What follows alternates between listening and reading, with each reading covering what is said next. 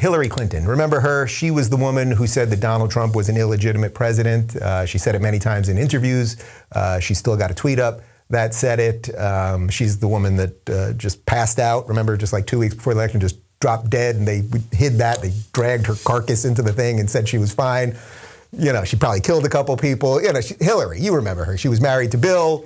Bill, of course, is the guy who took a cigar and actually stuck it up an intern while he was on the phone in the Oval Office he was calling Trent Lott, and he, this is a daytime show. I don't want to tell you everything. Anyway, Hillary Clinton's back, and she's very worried about democracy, people, because she is democracy.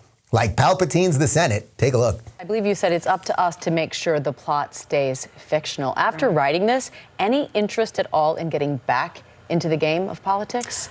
I will never be out of the game of politics. I'm not going to be running for anything, but I really feel, Amy, and I know George was interviewing Adam Schiff before, I really feel like our democracy is at stake. And there's many reasons for that. Some of them we saw on the screen with the insurrection, some of them because of the revelations about Facebook that creates a world of disinformation instead of, one that we can agree on what the facts are.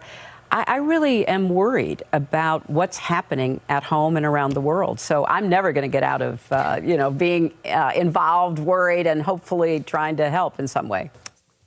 They say wishes come true, but it's obviously not true, because I've many times wished that she would just disappear, and yet she keeps reappearing. So, I'm going to have to switch to another birthday wish. But there's a lot of nonsense that she just said there. Okay, so she's never going away. She's not going to run. And it's like, yes, you guys never going away is why we have this problem. We've got 137-year-old Dianne Feinstein as a senator here in California. Everyone knows she's basically incapacitated at this point. I mean, that's like an open secret at this point. Biden is 78 and obviously has problems. Nancy Pelosi is an alcoholic. How old is she? 80, whatever she is. It's like, just let go, people. Forgetting that I have political disagreements with him. Just let go. Trump is old too, so I'm not making this a partisan thing. But the boomer generation has to let go.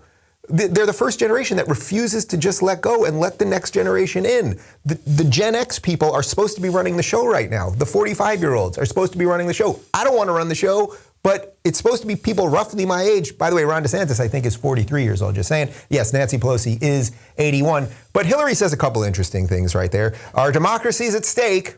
This is the woman who said that the previous election was illegitimate, that, the orange man was illegitimate, but, she gets a pass on that. But the democracy is at stake. Why is it at stake? Well, there was the insurrection. And that is true. For 3 hours, a couple of people were cosplaying and LARPing and went to the Capitol and had no weapons, and, it was put down. They had no big plans, and, that was that. So that did happen. I cannot deny that happened. Also, Facebook. Facebook's coming for democracy. Now, look, I have no love for big tech, but Facebook, I mean, you saw everything that happened with this ridiculous faux whistleblower last week who's really a leftist activist. And the idea that Facebook is destroying democracy, when in many cases, not that I sit here to defend Mark Zuckerberg very often, but Zuckerberg made an interesting point last week. We're basically the only one that's doing any self-reflection, trying to figure out what we are doing. We're doing all of these surveys. We're talking to people. We're trying to figure out how to de-escalate some of the political madness. Now, I don't know if it's working. I don't even know if that's true. But it's obvious that Facebook is at some level trying to somewhat moderate what is going on its platform.